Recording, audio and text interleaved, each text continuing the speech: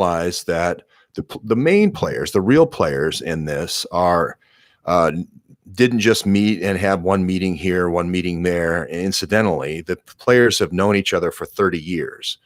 So if you want to go back to the Nixon White House, for instance, Roger Stone has known Paul Manafort for 30 years. As I mentioned, they did the Young Republicans when they came to the 1976 convention and did the vote counting, counting and dossiers on every person, all 1,700 delegates coming to the Young Republicans convention, figuring that, hey, if we control the youth now, those people will go on to be party leaders later on. That's where the whole dossier idea started. So you have to look at that history with Paul Manafort.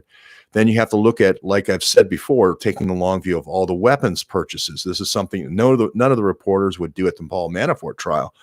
But I would always take that long view and say, hey, the people here that are dealing with the Russians is Paul Manafort for at least the last 10 years with Oleg Deripaska, and at least the last 10 years now more recently with Konstantin Kilimnik.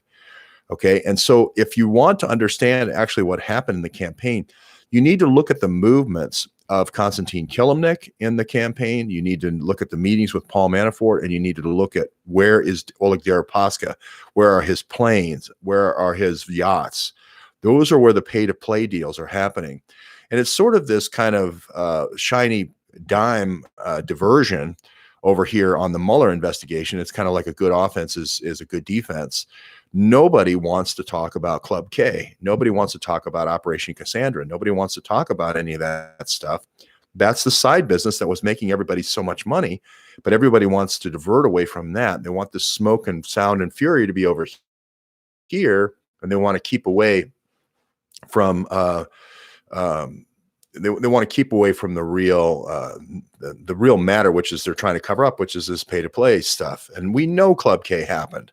We know radar systems and satellite secrets and Hillary with China and all that are an awful lot of activity around Norway.